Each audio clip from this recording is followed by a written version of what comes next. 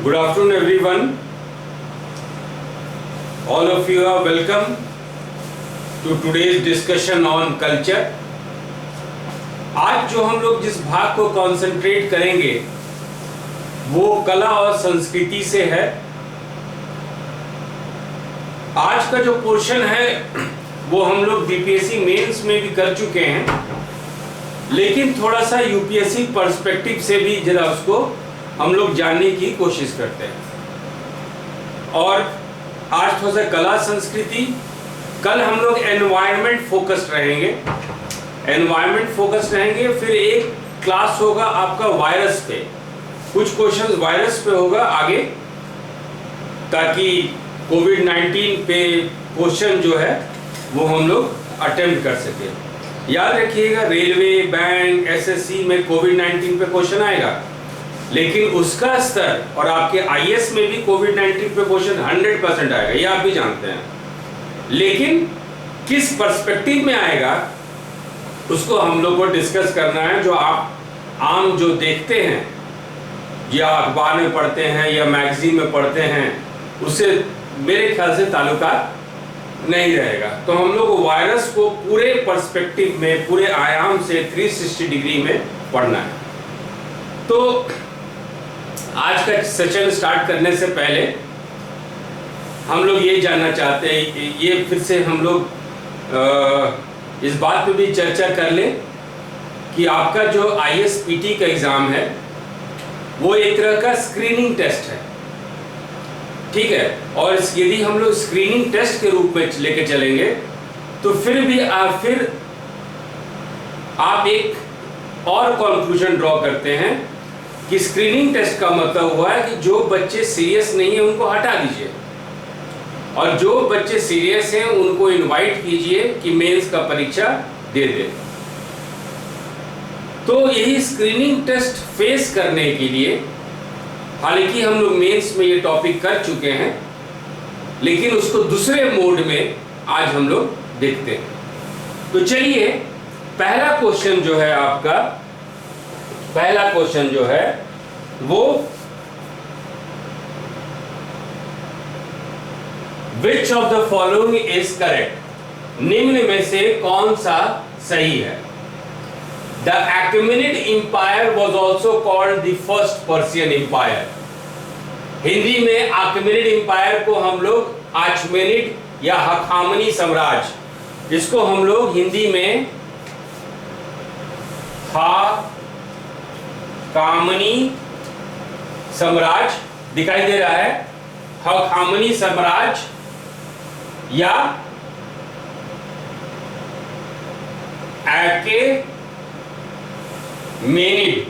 एकेमेनिड empire के रूप में जानते हैं, या इसको आचमेनिड भी कह सकते हैं। आचमेनिड एम्पायर या हखामनी साम्राज्य। तो पहला ऑप्शन है कि इस साम्राज्य को फारसी साम्राज्य भी कहा जाता था। तो ऑप्शन जो है आपका, ये पहला ऑप्शन जो है वो आपका सही है।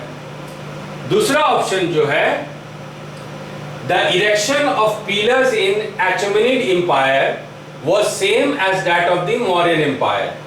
अचमेनिड में स्तंभों का निर्माण मौर्य साम्राज्य के समान था। अब देखिए, नया फैक्ट हमारे पास है कि आचमेनिड जो साम्राज्य था उसमें भी स्तंभ जो है गाड़ा जाता था। There was erection of pillars at that time also.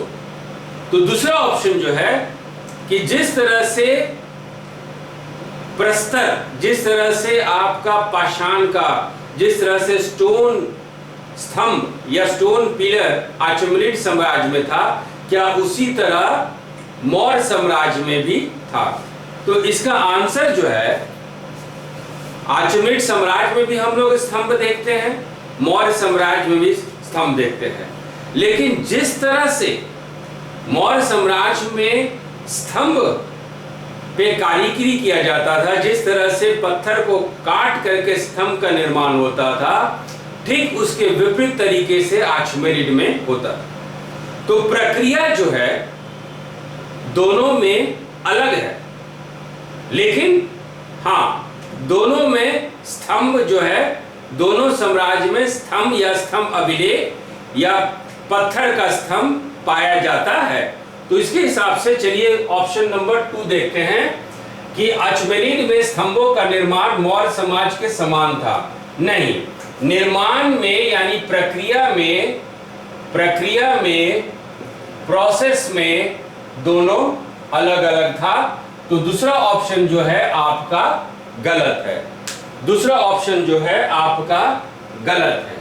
अब इसी पे हम लोग आगे डिस्कस करते हैं, इसी पे आपका आगे डिस्कस करते हैं। अब ये देखिए, अचमेनिड साम्राज्य को, जिसको आप हाखामनी साम्राज्य भी कहते हैं, इसको प्रथम फारसी साम्राज्य या फर्स्ट पर्शियन इंपायर कहा जाता है। इसमें कोई डाउट नहीं है, इसमें कोई विवाद नहीं है। नंबर 2 कि ये जो अचमेनिड साम्राज्य है, इसके संस्थापक थे इसके संस्थापक थे साइरस। इसके संस्थापक द फाउंडर वाज साइरस। इसके संस्थापक, इस साम्राज्य के संस्थापक साइरस थे। तो अचमेनिड साम्राज्य के संस्थापक साइरस थे। ठीक है, अब हम लोग आगे बढ़ते हैं। अब सवाल ये उठता है कि ये साम्राज्य कहां से कहां तक फैला हुआ था। तो ये साम्राज्य जो है, ये आपका भूमध्य सागर, मेडिटेरियन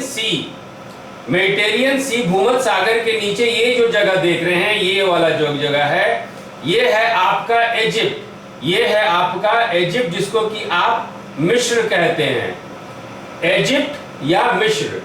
और मिस्र से लेके ये आपका कह लीजिए आधुनिक ईरान तक फैला हुआ था। तो अचमेनिड जो साम्राज्य है, ये आपका मिस्र यानी इजिप्ट से लेके आपके आधुनिक ईरान तक फैला हुआ था। दूसरा तथ्य ये याद रखिएगा। तीसरा तथ्य ये है कि आगे हम लोग देखते हैं कि यदि इसमें आज के महाद्वीप, यदि कॉन्टिनेंट के आधार पर इस साम्राज्य के बारे में बात किया जाए, तो ये पूर्वी यूरोप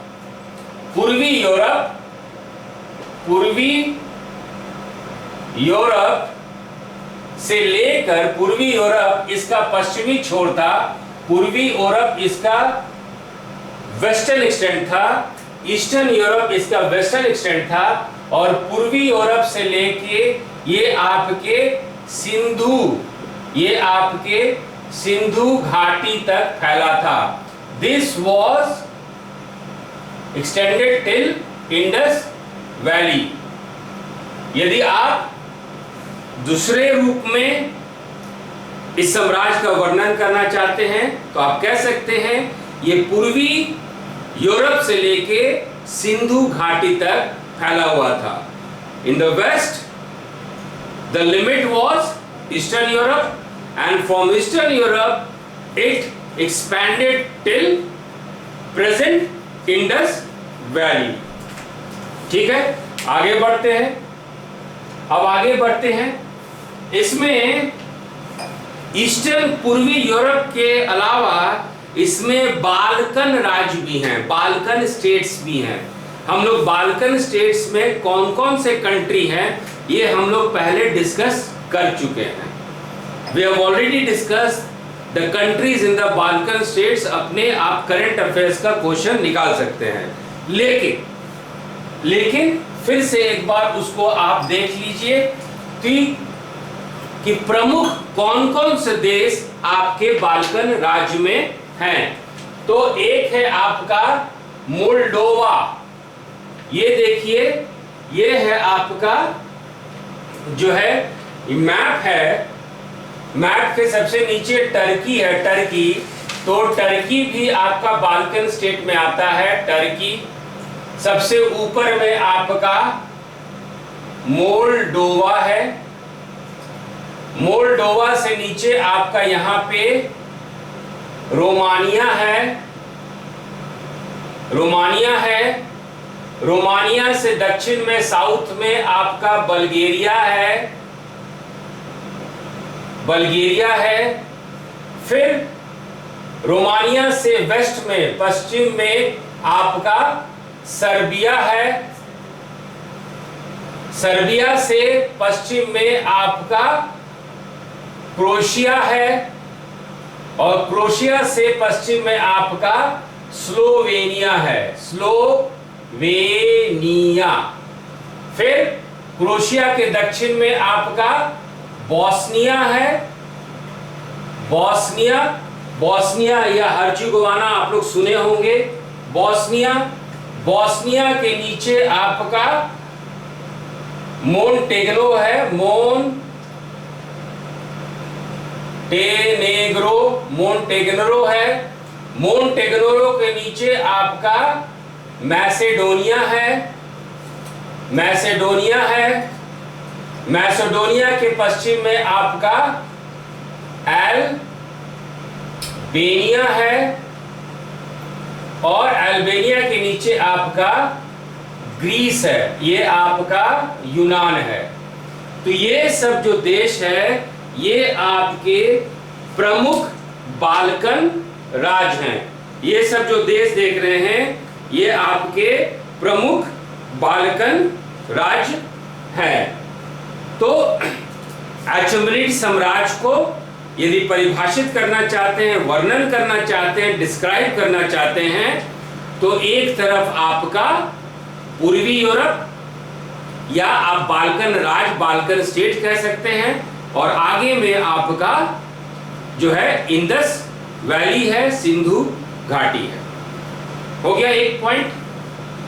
दूसरा चीज, आईएएस के पीटी में वर्ल्ड हिस्ट्री नहीं आता है, लेकिन जब आप कल्चर करेंगे एंशिएंट इंडिया में, एंशिएंट इंडियन हिस्ट्री में, जिससे कि 5 से 7 क्वेश्चन आता है, आना ही आना है, और 12 से 15 क्वेश्चन आपका फ्रीडम स्ट्रगल पे है। तो फ्रीडम स्ट्रगल का भी हम लोग सीरीज देख रहे हैं। तो जब संस्कृति बात करेंगे, जब आप कल्चर की बात करेंगे, तो तुलनात्मक अध्ययन आपको करना ही करना है विश्व के प्राचीन संस्कृति से। तो उसी सीरीज में ये क्वेश्चन है। आगे चलते हैं कि आप जानते हैं कि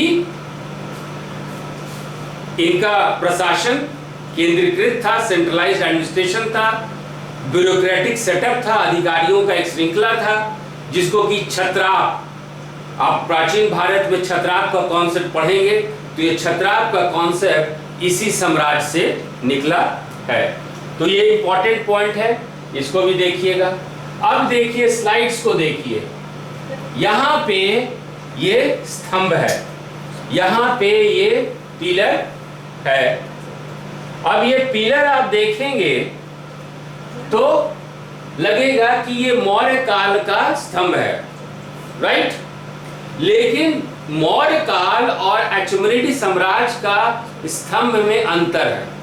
अंतर क्या है कि यहाँ पे क्या होता था कि एक पत्थर लाया गया और फिर इसको परासा गया, इसको फिनिश किया गया, फिर दूसरा पत्थर लाया गया, फिर ऐसे रखा गया। तो इस सीरीज में एक एक पत्थर रख के, एक एक पत्थर लेके ये स्तंभ बना। मतलब अचेमेनिड साम्राज्य में स्टेप बाय स्टेप, सीढ़ी बाय सीढ़ी जो है हल्का हल्का पत्थर रख के एक स्तंभ का रूप दिया गया। लेकिन आपके मौर्य साम्राज्य में, आपके मौर्य साम्राज्य में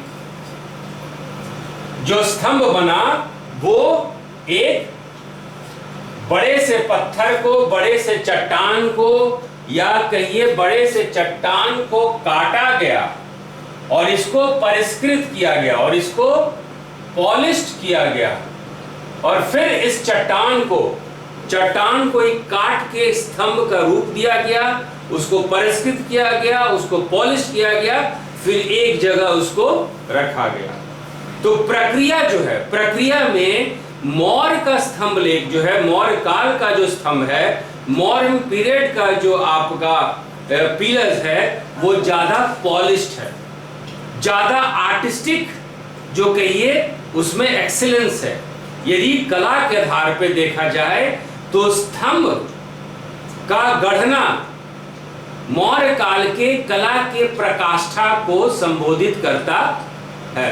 तो यही सबसे बड़ा अंतर है।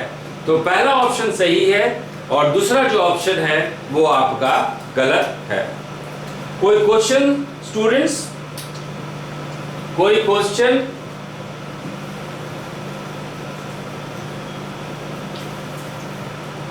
कोई क्वेश्चन स्टूडेंट्स? चलिए आगे इसी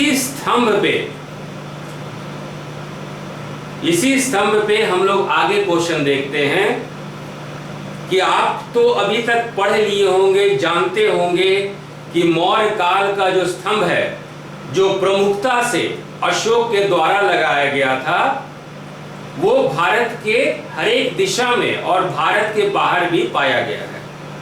means the pillar that was erected particularly by Ashok and generally in the Mauryan times was spread throughout the country and also in its adjoining territories. लेकिन इन स्तंभ में कुछ शीर्ष स्तंभ हैं, कैपिटल पिलर, मतलब जिसके स्तंभ पे कुछ सांड का या हाथी का या एलिफेंट का जो है मूर्ति लगा हुआ या बना हुआ। तो ऐसे स्तंभ को हम लोग कैपिटल पिलर कहते हैं, शीर्ष स्तंभ कहते हैं।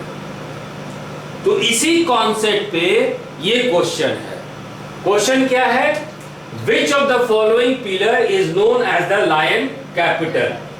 निम्नलिखित में से कौन सा स्तंभ सिंह शीर्ष के रूप में, सिंह शीर्ष का मतलब होता है जो स्तंभ के ऊपर में सिंह बना हुआ हो, है ना?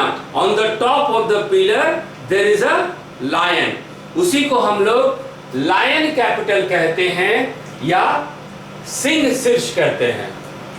दूसरा कॉन्सेप्ट है शीर्ष स्तंभ। तो पहले ये जानिए कि भारत में प्रमुख शीर्ष स्तंभ कहां मिले हैं, कैपिटल पिलर कहां मिले हैं। तो जो कैपिटल पिलर मिले हैं, जो है कैपिटल पिलर मिले हैं, कैपिटल पिलर या शीर्ष स्तंभ का मतलब ये होता है कि ये है आपका स्तंभ, इसको देखिए, और स्तंभ के ऊपर में आपका जो है या तो बुल है जिसको कि आप सांड कहें, या लायन है जिसको कि आप शेर कहें, या एलिफेंट है जिसको कि हम लोग हाथी, मतलब कुछ जानवरों का मूर्ति स्तंभ के ऊपर है। तो ऐसे स्तंभ को शीर्ष स्तंभ कहा जाता है, ऐसे पिलर को कैपिटल पिलर कहा जाता है। ये देख रहे हैं स्टूडेंट। अब हम लोग चलते हैं कि भारत में कहां-कहां कैपिटल पिलर मिला, कहां-कहां शीर्ष स्तंभ मिला। तो वो देखिए, वो है आपका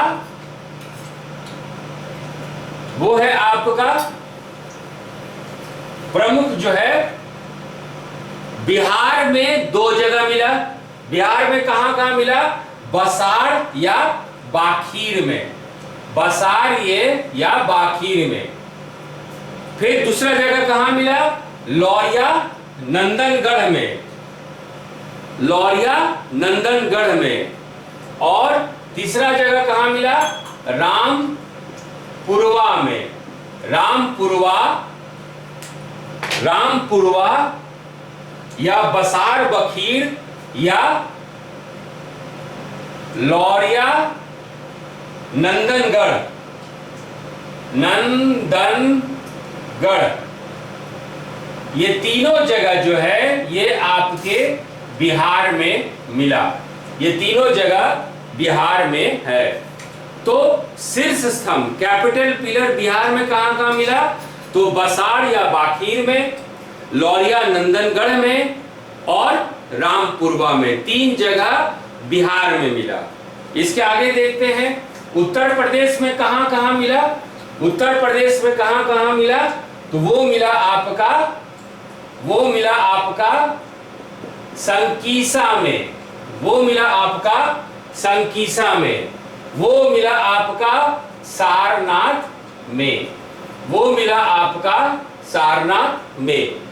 तो 5 प्रमुख जगह शीर्ष स्तंभ जो है मौर्य काल का जो है अवशेष प्राप्त हुआ है। राइट? अब क्वेश्चन होता है, क्वेश्चन है आपका लायन कैपिटल यानी सिंह शीर्ष, है ना? लायन कैपिटल यानी सिंह शीर्ष, कि ये सिंह शीर्ष कहां मिला? ये आपका लायन कैपिटल कहां पे मिला है? यही आपका क्वेश्चन है। तो इस क्वेश्चन को आंसर करने से पहले हालांकि आप जो है इस स्लाइड्स को देख लीजिए। ये जो स्लाइड है, ये जो आप देख रहे हैं चित्र, इसी को बोला जाता है लायन कैपिटल या सिंह शीर्ष, इसी को बोला जाता है सिंह शीर्ष स्तंभ, सिंह शीर्ष स्तंभ, lion capital pillar, lion capital pillar. दिखाई दे रहा है बच्चों? दिखाई दे रहा है स्टूडेंट्स? दिखाई दे रहा है? और ये लायन कैपिटल सिंह शीर्ष कहां मिला?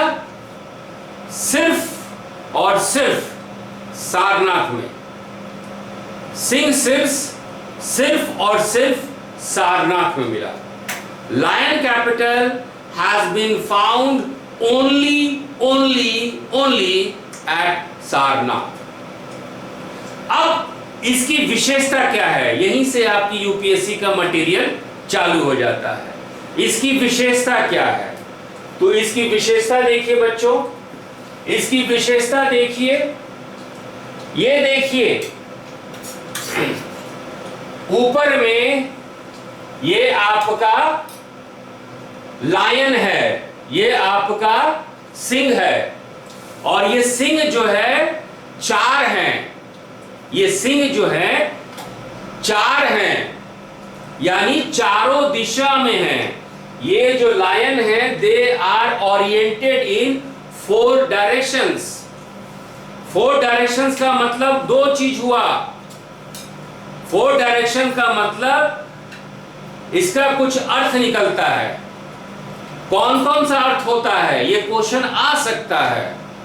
पहला है 4 दिशाओं में, कहने का मतलब बौद्ध धर्म का 4 नोबल ट्रूथ, बौद्ध धर्म का जो 4 प्रमुख सिद्धांत है उसको संबोधित करता है। दूसरा, चारों दिशाओं में सिंह का मतलब यह होता है कि गौतम बुद्ध, अब गौतम बुद्ध जब सिद्धार्थ गौतम बुद्ध बने तब उनका पहला प्रवचन सारनाथ में हुआ।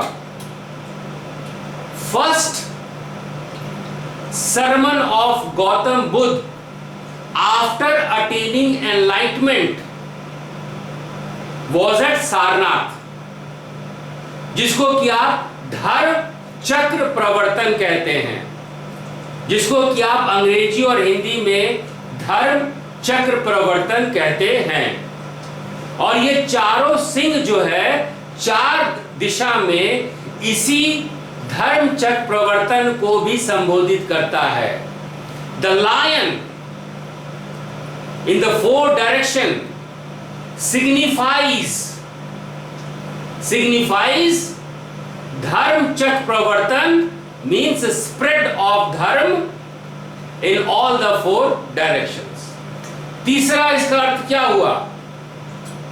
ये जो आपका सिंह शीर्ष है, ये जो स्तंभ है जिसका नाम सिंह शीर्ष है, जिसका नाम लायन कैपिटल है, इसको अशोक द्वारा निर्माण किया गया था। अशोक कौन थे? राजा थे। तो लायन डिनोट्स रॉयल्टी। सिंह का मतलब होता है राज परिवार। तो ऊपर में सिंह का मूर्ति से 3 अर्थ निकलता है। ऑल द ऑप्शन, इस तरह का क्वेश्चन आएगा तो आप ऑल द ऑप्शंस सही कीजिएगा। नंबर 1। नंबर 2, अब आप देख रहे हैं कि इसको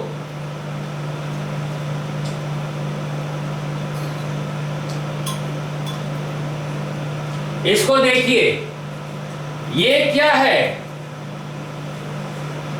ये देखिए, इस पे जिसपे कि ये मूर्ति रखा गया है उसको हम लोग एबैकस कहते हैं। इसको हम लोग एबैकस कहते हैं। इसको हम लोग वेदी कहते हैं। इसको हम लोग वेदी कहते हैं। इसको हम लोग वेदी कहते हैं। तो वेदी पे, इस वेदी पे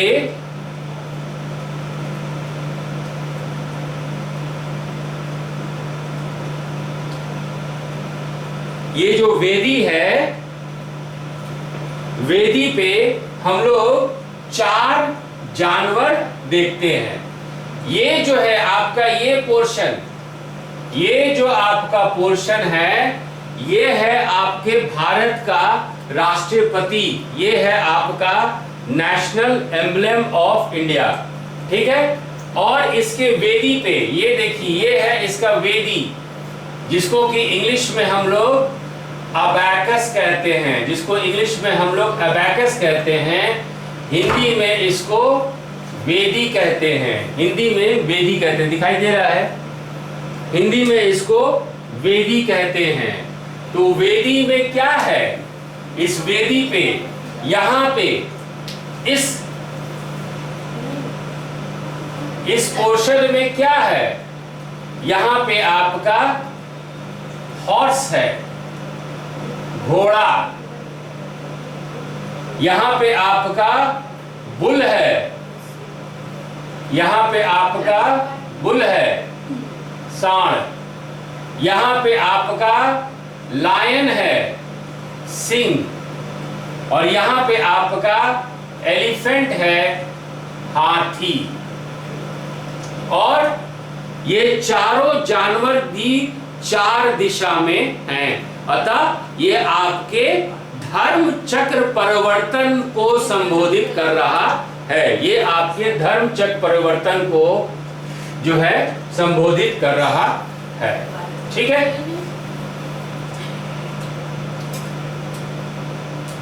एक और चीज जानिए, गौतम बुद्ध को क्या बोला जाता था? शाक्य मुनि।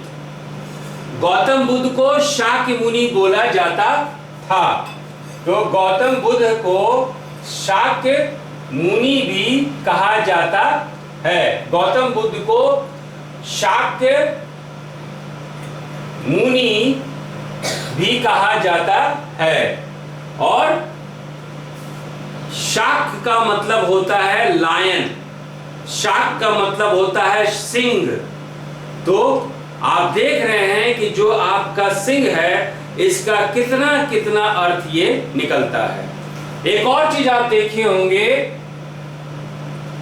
एक और चीज देखे होंगे, ये है आपका चक्र, इसमें आपका चक्र है। तो सारनाथ में, जो सारनाथ में जो क्वेश्चन है आपका क्वेश्चन है which of the following pillar is known as the lion capital. तो जो सिंह शीर्ष सारनाथ में मिला है उसी को आप सिंह शीर्ष स्तंभ या लायन कैपिटल कहते हैं। समझ में आया स्टूडेंट? यहां तक समझ में आया? Any doubt, any question? तो आगे बढ़ते हैं।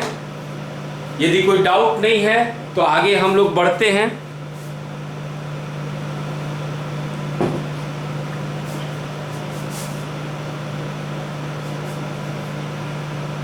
चलिए, will go ahead.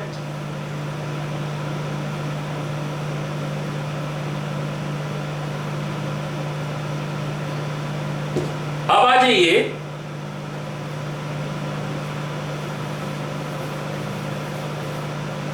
Which age showed the popularity of यक्ष वर्शिप? किस युग में यक्ष पूजा की लोकप्रियता का पता चलता है? इसका सही आंसर है मौर्य युग। इसका सही आंसर है मौर्य युग। देखिए इस क्वेश्चन का कैच क्या है? यक्ष पूजा है, लेकिन हम लोग को यक्ष पूजा के बारे में किस युग में मालूम चलता है, या कहिए यक्ष पूजा सबसे प्रचलित कब था? एक ही क्वेश्चन है। तो इसका आंसर है आपका मौर्य युग, मौर्यन एज। अब पहले हम लोग चलते हैं कि यक्ष क्या है। ठीक है, यक्ष क्या है?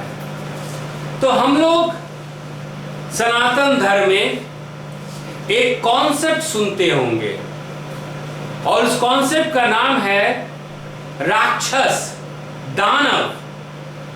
राक्षस दानव, डेमन। ये नकारात्मक ऊर्जा है, एक नकारात्मक एनर्जी है। लेकिन इन्हीं के श्रेणी में कुछ सकारात्मक भी हैं। श्रेणी राक्षसों की है, तो राक्षस में कुछ अच्छे हैं और राक्षस में कुछ खराब हैं। जो खराब है उनको आप दानव बोल रहे हैं, और जिनमें सकारात्मक ऊर्जा है उनको आप यक्ष कहते हैं। तो यक्ष जो है यक्ष को देखिए, स्लाइड देखिए, ये स्लाइड देखिए स्टूडेंट्स।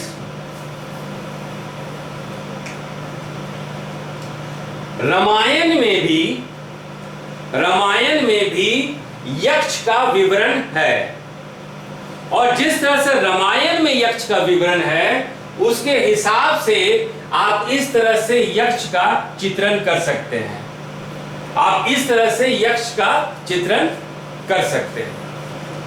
अब सवाल ये उठता है कि यक्ष ऐसे राक्षसों का श्रेणी है, ऐसे डेमन हैं जो सकारात्मक होते हैं, आपको मदद करते हैं। और इनमें सबसे प्रसिद्ध जो हैं, सबसे प्रसिद्ध जो यक्ष हैं उनको आप कुबेर कहते हैं। इनको आप कुबेर कहते हैं। सबसे प्रसिद्ध यक्ष जो हैं वो आपके कुबेर हैं, और सबसे जो प्रसिद्ध यक्ष हैं वो है आपके कुबेर। और ये कुबेर यक्ष रहते कहाँ हैं? तो ये हिमालय राज्य में रहते हैं।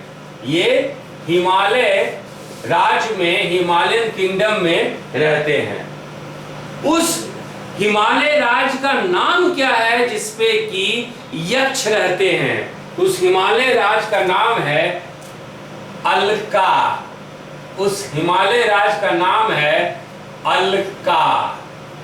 ठीक है, तो कुबेर एक यक्ष हैं जो हिमालय राज्य में रहते हैं और उस हिमालय राज्य का नाम है अलका।